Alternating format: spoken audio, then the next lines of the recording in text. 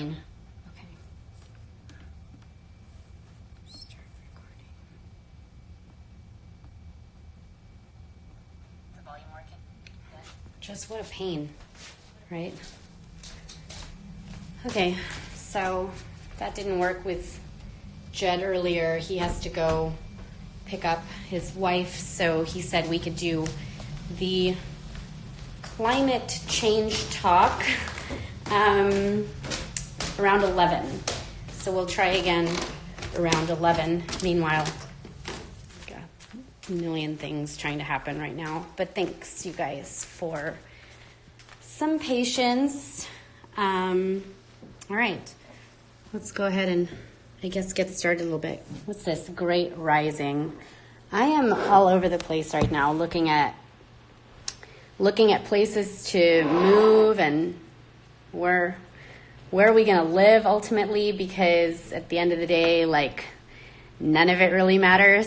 Somebody was sending me pictures today of their farm in Wyoming, Miss Holly over there, who I think is on right now, and that looked beautiful.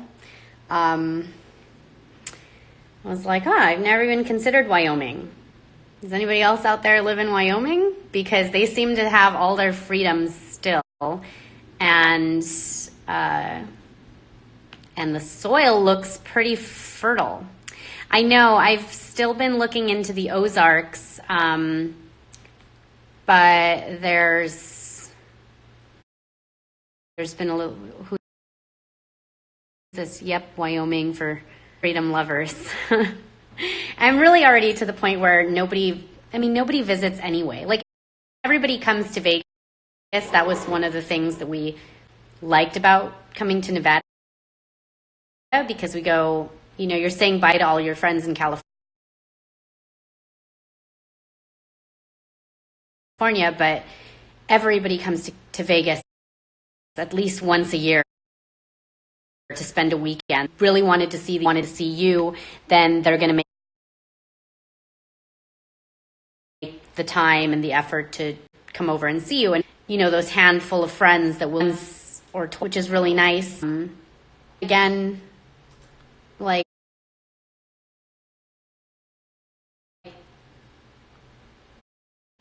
not to say forget. I'm just like, everything towards just getting away from all.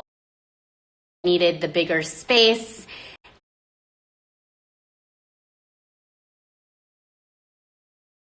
To put up like family photos, and but if I want to put up this, do that. And it's like, how would I have my things and then I just started getting mad at my thing, the dumb thing, like, none of it. My books are still important, so then how would I do that? I'm not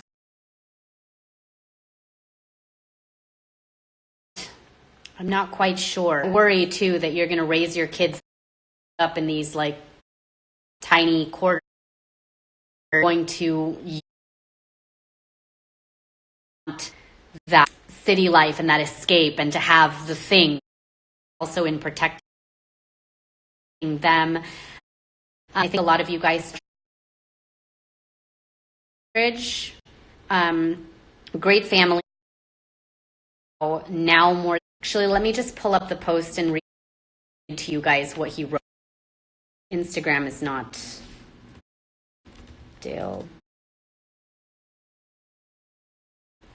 Christian pastor. He had this post recently. I'm going to read what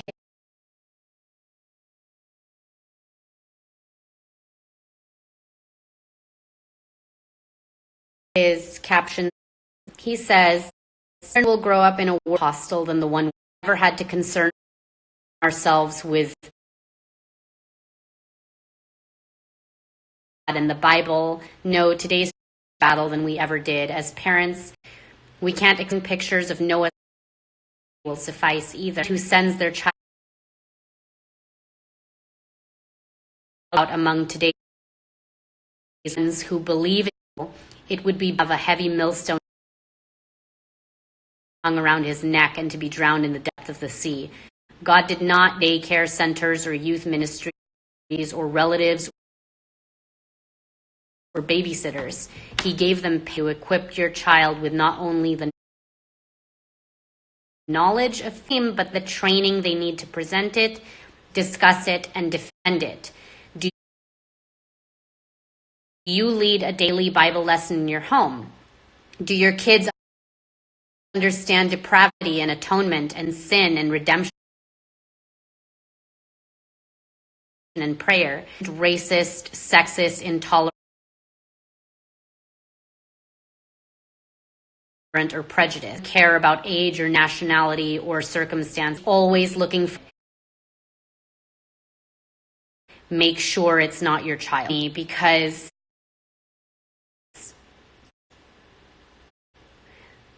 at first, oh my gosh, it's just all, you know, so how to get the kids distracted. And yeah, I'm a child of only had, you know, we had the kind of that lasted, I feel, church, you know, there's the 30 minutes before the ring, because we always had smaller churches. There's over an hour, and there's an extra song, praise and worship. Many times, I shared that video, I think I was like at the church. So you would sing, and there was lunch, and we had weekly Bible studies at our home. My dad would host either a young adults Bible study, another kind of Bible, but we were surrounded with, it was nice. So it wasn't just like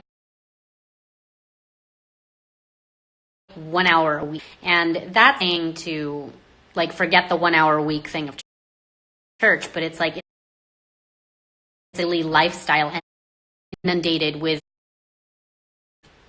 all of this, you know. How could they not? It's not smack about people who do. I'm here thinking, you know, a couple more years max, because I've alarmed. Now some people are sending me, you know, things what they're teaching the grade school. I mean, in like first grade, second grade, and I'm going, sucks. This is crap. And what they're saying is just completely okay for these kids. But I do want to talk a little bit about how hypocritical and back. And I shared a little bit of this on my allergies highlight. You have these schools that have the nerve, not allowed to give your kids to tell the nut allergies. You can't just bring a tray of brownies into problems. I thought it was just, okay, fine, kids, that's no big deal. Well, our kids' school, I read through it in the allergy highlight of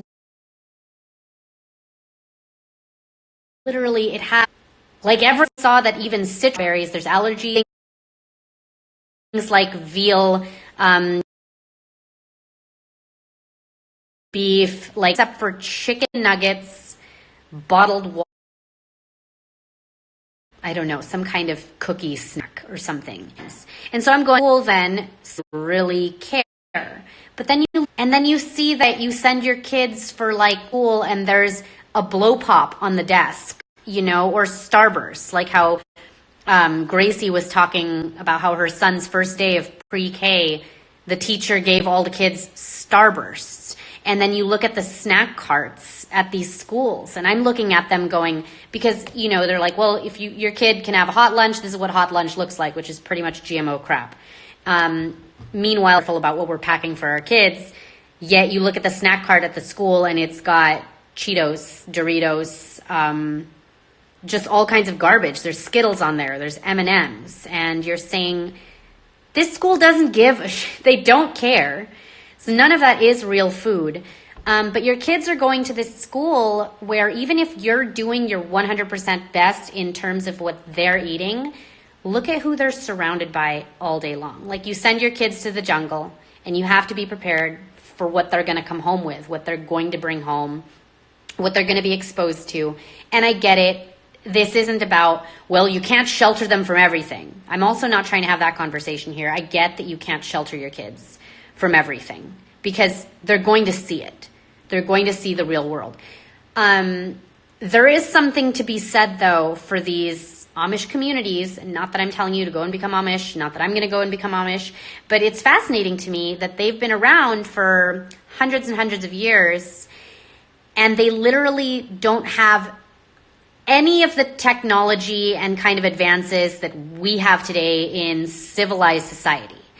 Yet their boomerang ratio, meaning the kids that they do send off into modern society, it's like a 99% they come back. They come back and so it says there's something to be said for that you grow up in nature, you grow up with the farm life, you grow up with like simple needs. I mean, for us, it's like simple minds. For us, it's poverty, as you saw in my post yesterday. But for them, they see what we have and they don't want any part of it. You know, it's kind of crazy that they come in, they see, okay, technology, look at the things look at all these people, look at the how easy it is to just like have a chilled drink. That's cool. Like, you could pull a drink and you could throw ice in it, and how crazy. That's nice. That sounds awesome. But then they don't, after that, want anything to do with this society whatsoever, you know? I think that's also why I had to point that out yesterday with that post, because we're defining poverty here all wrong. We have a lot of people that are living in this kind of culture that think that they are poor, but they have iPhones and they have, they have heat when it's cold, they have air conditioning when it's hot, but they think that they're poor. Like, in their mind, they're like, I am poor. And I guess that since there is no perfect, because this is not a perfect world and it's completely broken down, then the best that I can do is give my kids a certain set of skills at the very least, to where they're not going to fall back dependent on this kind of world. Because this stuff, it can be alarming and it can really take up a lot of your day. The more you look into it, the more you go down some of these rabbit holes and you're like, oh my gosh, Antarctica, really? But the more you go down this stuff. And I just found that fascinating, right? Side note, like, yeah, we can't live there. Nobody can live there. It's not habitable. It's inhabitable. But these people, this big family that's worth $500 trillion, they get an island. Like, they get an island. You're not allowed to live there, though, because you can't live there. And I think that upsets free-thinking individuals. Not so much that I want to live in Antarctica tomorrow, but it's like, I don't like people telling me that I can't live somewhere. That's all. That's all that is. So anyway, Wyoming's looking pretty nice. And it's not that I don't care about my friends or people it's not important to me right now. What's more important to me is learning how to fend for myself, build a chicken coop. I don't like that the area that I'm in right now, I can't have chickens, you know? When you're in anything that's like an HOA type community, you think you have these luxuries, you think that you have this security, and it is a false sense of security, because when houses in these kind of communities get robbed and mugged, they're not getting robbed and mugged. They're getting robbed and mugged by the people that Actually, wait, I take that back, because there was an instance where the people who were doing the robbing actually lived in the community. And that they had found, like, but that they were doing hardcore stuff. Like, it wasn't just drugs. It was like, they were stealing these, it was like a chop shop that they had, like, on our same block here. And you're talking double guard gated community. Like, they were stealing, like, Lamborghinis. It was like that. But the rest are the people that don't live here. Like, the poor that we've dubbed poor, they don't go, like, they're coming into the nicer neighborhoods to go robbing the nicer neighborhoods, I guess is what I'm trying to say. Not that this neighborhood is that nice to begin with. I mean, it's okay. But it bothers me. It bothers me that, like, I have neighbors that want to call the HOA and get involved when I'm having, like, dirt delivered to my house, you know? It kills me. But they say, oh, the HOA, it's just to maintain, it's to make sure that everything is, like, you know, that your neighbor can't paint their house pink and then the property value drops, and you're going, obviously that would be crappy if I had a neighbor that wanted to just have a clown house, but the way to avoid that to begin with would be to just have my own space, our own space, where just everybody leaves us alone. So there's a lot of that going on in my life right now, if for those that have been asking. And also, here's what bothers me. I did a post months ago on, you know, it triggered a lot of people, as like half my posts seem to trigger people. And I feel like it's stupid, because for me, when somebody puts up a post that makes me question my life and what I'm doing, my defense is to immediately, like, my initial reaction is to accept what is happening in my life and why that post is making me feel that way, and not attack the author.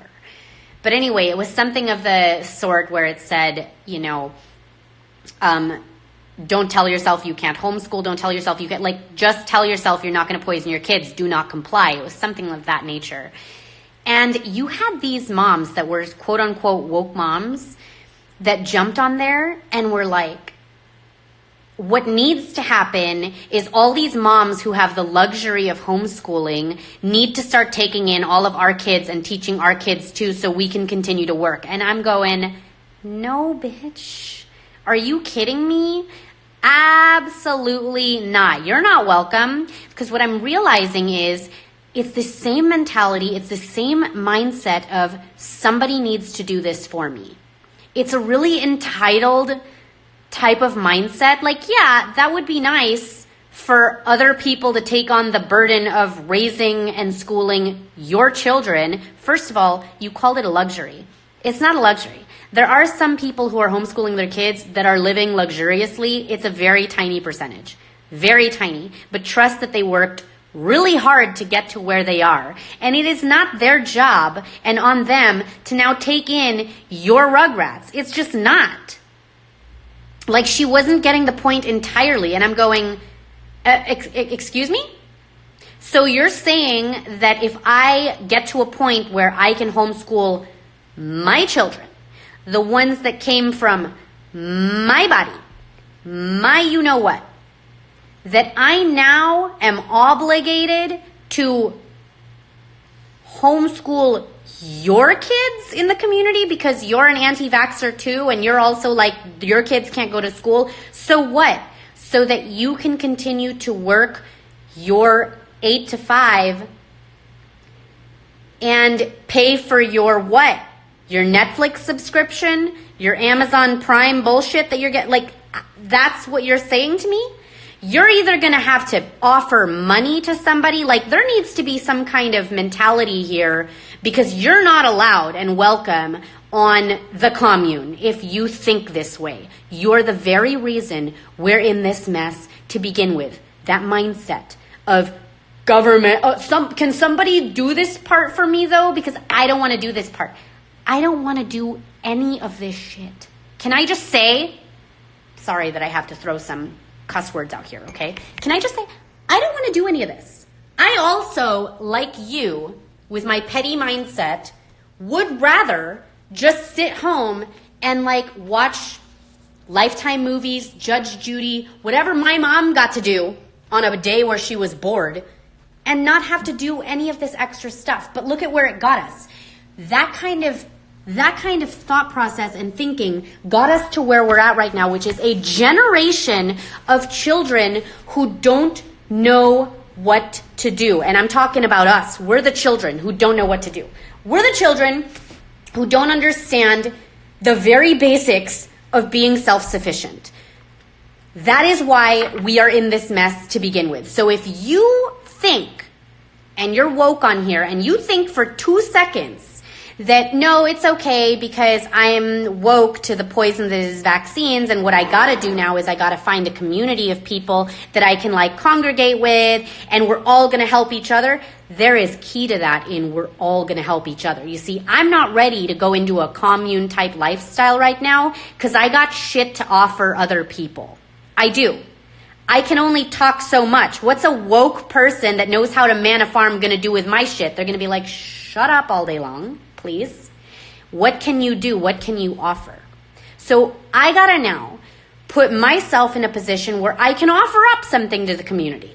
And my husband and I are realizing we don't really have that much to offer in terms of survival to a community. So what are we doing right now? Well, we're learning. We're spending our free time learning, trying to figure out trades and what else can we do? What else? Like, because we're not going to go into a place and expect shit for free.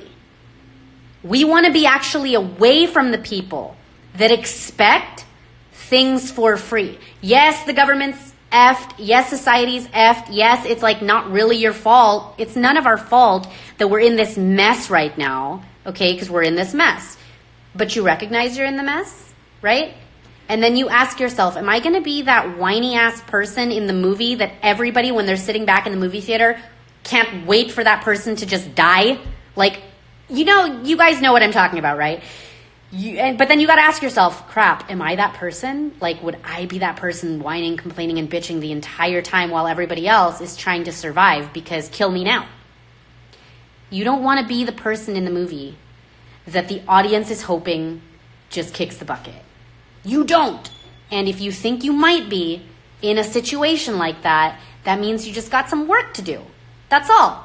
You have to recognize it. So that's where I'm at right now. I'm like, I gotta learn. Like, actually, this book is a really great book. I feel like I'm a whole new person when I'm reading this book. Have you guys? It's called Self-Sufficiency for the 21st Century. I absolutely love it. It's literally how to do almost everything. It's not just in gardening. I'm just gonna like go over some quick stuff on here because I want you, like, you're gonna have to go and get it, okay? Besides community gardening, building raised beds, planting different hanging baskets, how to construct homes for wildlife, making a greenhouse. Like, there's an entire thing on, like, building a cold frame. I don't even know, honestly understand what the heck that is. Hoop housing, growing undercover, setting up irrigation. Like, it's literally everything. Crop rotation. And I just want to, like, know this. I want to know this, memorize it.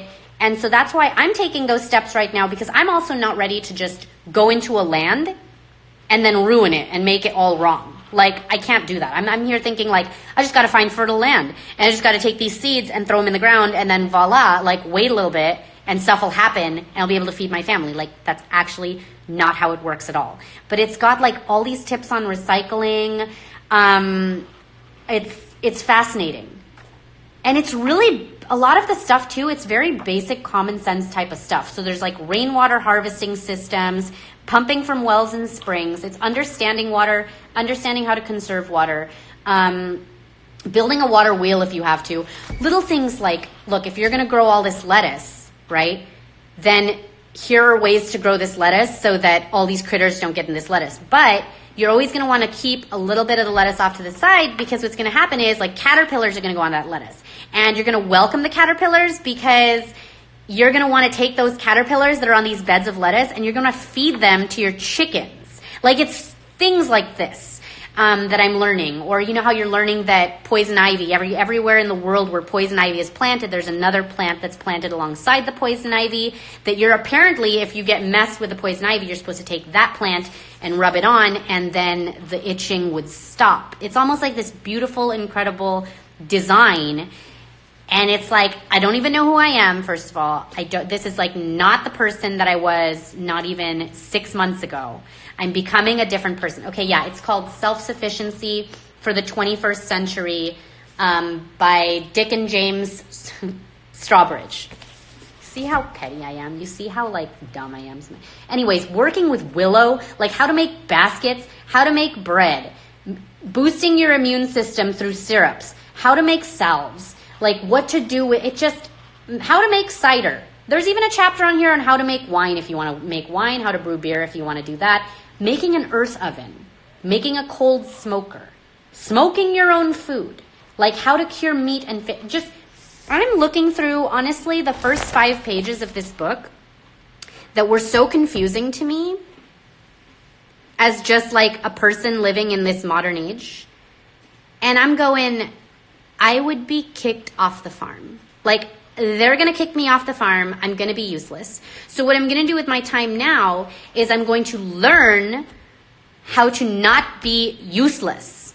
I'm going to learn how to not be completely useless, because the sick and sad thing about what's happening today, and that's why they call it modern day slavery of the human farm that we're all in, is that, and this is why depopulation is such a big deal.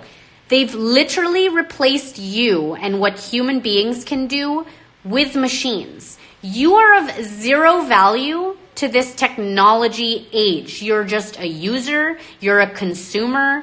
You are walking around doing nothing that benefits anybody but yourself. So you're easily disposable. Easily. And then you're going to take careers and jobs that are literally, at the end of the day, like how do we have this many people that want a career in something like gender studies?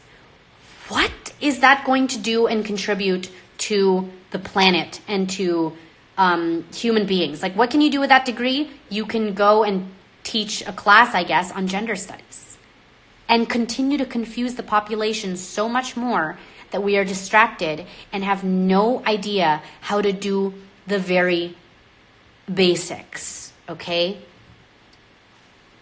I'm just saying, okay? I met a mom months ago who her kids were like 9 and something, and like they didn't even know how to tie their own shoes. And she's like, why do they need to know how to tie their own shoes? We have Velcro.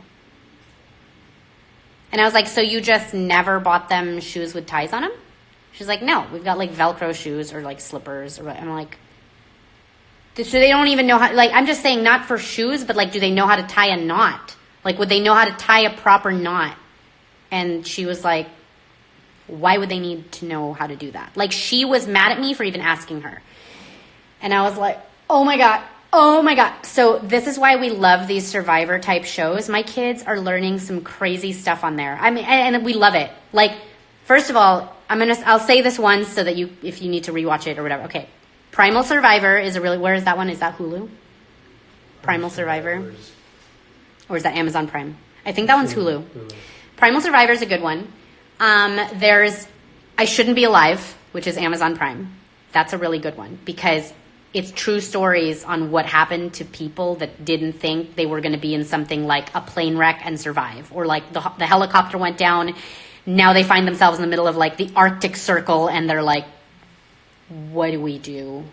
A lot of it. It's fascinating stuff to me. There's another one called Dude, You're Screwed, which we love because it's about these, like, one's a Navy SEAL, one's a Green Beret, and what they do, they literally drop each other off into the survivalists, and some of them are like hunter-gatherer types, and it makes you question a lot of stuff. Like, guys should watch this, like every guy, because at the end of every episode, you got guys questioning, like, would I be able to do this? Would I know how to survive? My kids are watching these shows and they're literally piecing all this together. Like my son, I was going down the staircase and he's like, hey mom, You know those plants on the staircase? I'm like, what? Oh, yeah, these. They're called snake plants or mother-in-law's tongue, which I find really funny that it's either one or the other. Like, anyway.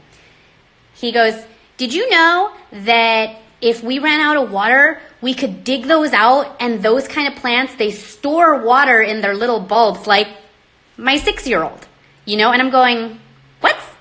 Well, yeah, they really retain water pretty well. That's why I like those plants, because you hardly have to do anything with them. You could literally leave them and they just kind of thrive. They actually do better when they're left alone, which is the opposite of your mother-in-law, isn't it? But anyways, I digress. So I'm saying that they're picking up all of these great little survival skills. And then this was another one that somebody referred to me to get. It's called The Lost Art of Reading Nature's Signs. And there's not too much illustration in this book. Bear Grylls, I love that they reference Bear Grylls in here, because he has one called Survival Academy, because there's a show also called Survival Academy where they take these kids from the UK that are so dependent on like their phones, and they throw them into the wild for like 2 weeks to really just show them what life is like out there. And then you get bothered by the children that are depending on everybody else to do stuff, and you're going, kid, don't be like that person. But sometimes you got to tell that to yourself too, like, I don't want to be like that person. So this book is great, and I'm having my kids read through this as well. Like Amelia is going to be starting this one.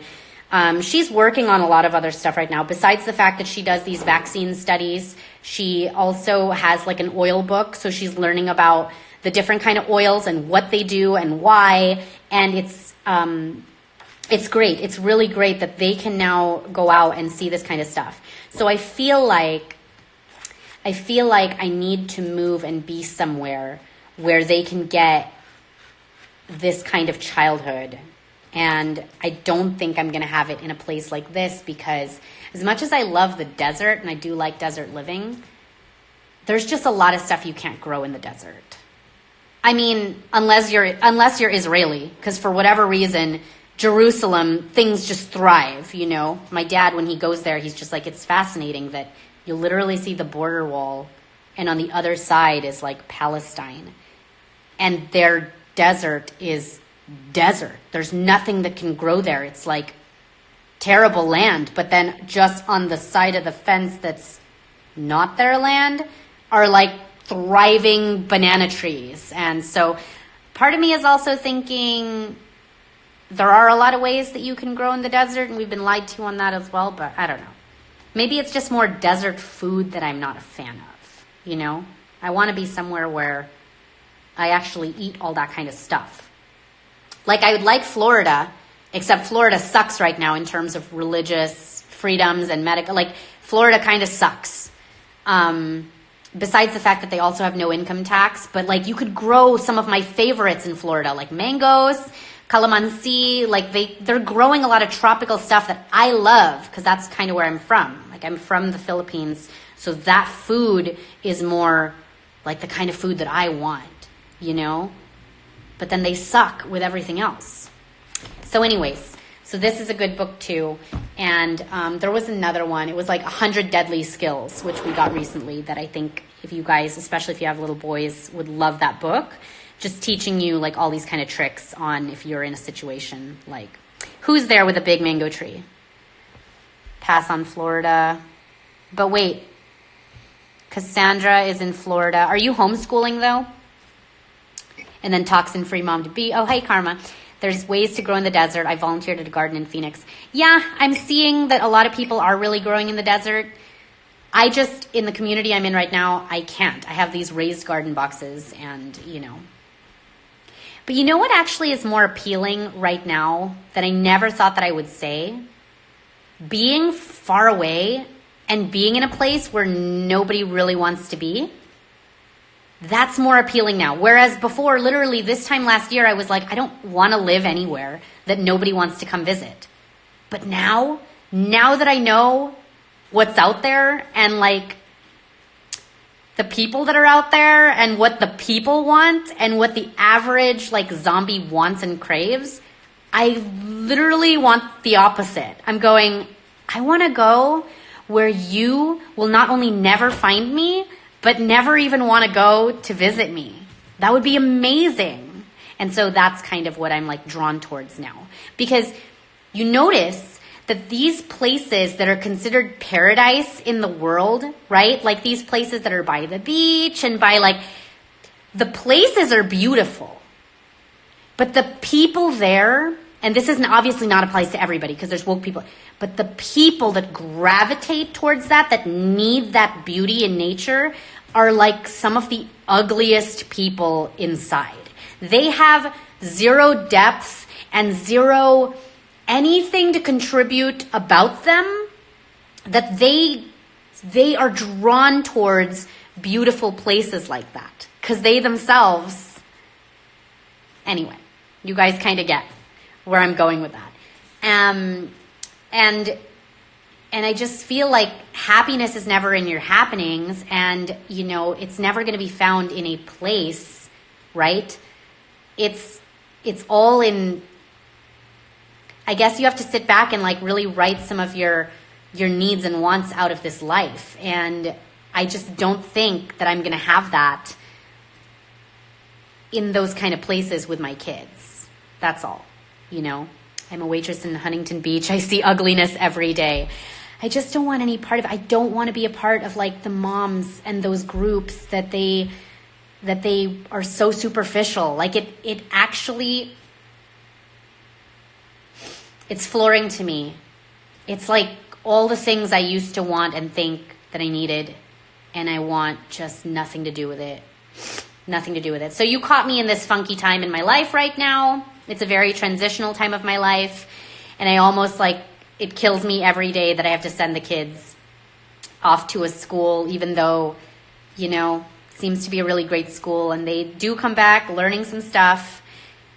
But I'll tell you this much, if you think that they're not pushing agendas at the younger ages, you're completely wrong.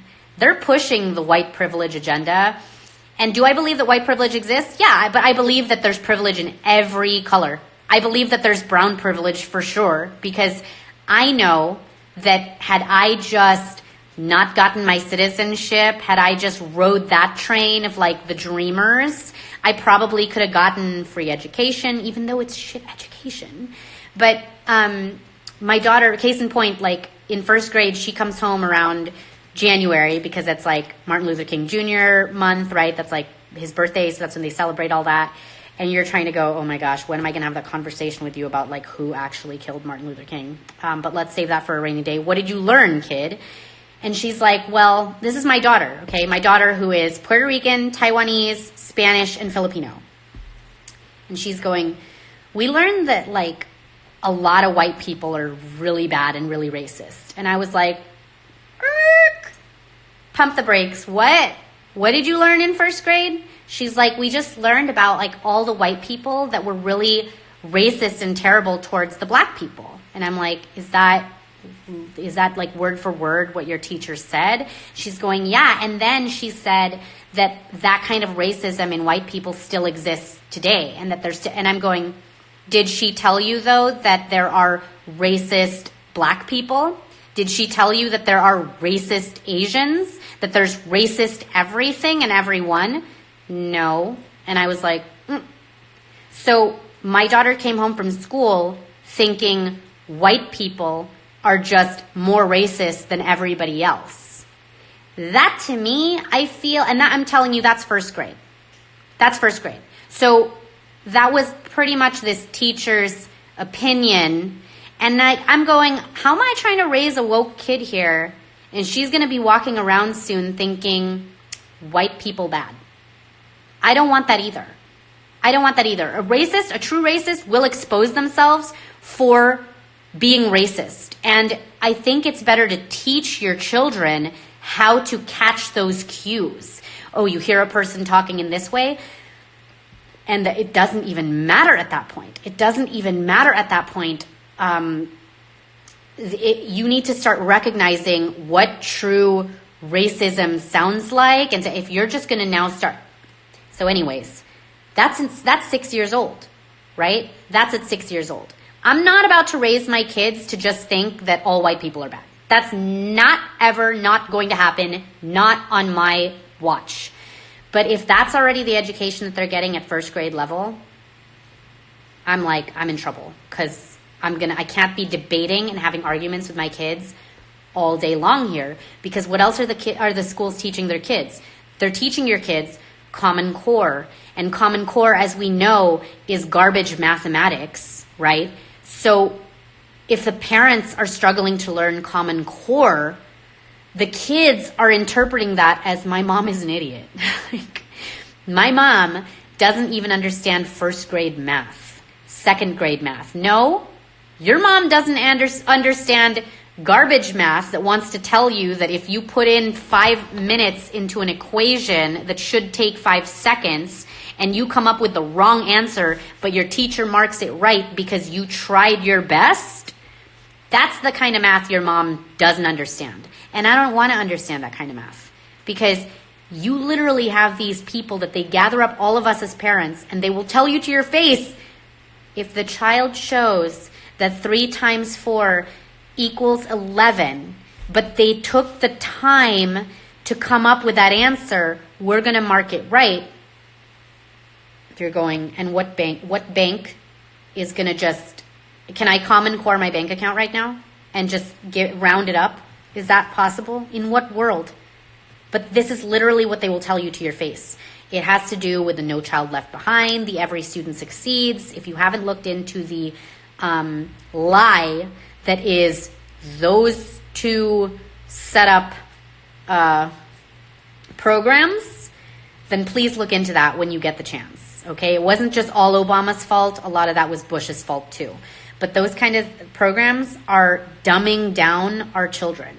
And they're not only dumbing down our kids. The design in that is that the kids also think you as a parent are an idiot. So they're easily now going to gravitate towards the government to educate them. Do you understand? For those that are like, that this is kind of new. First of all, if you're new, welcome here. I mean, I don't know how you lasted this long on a life.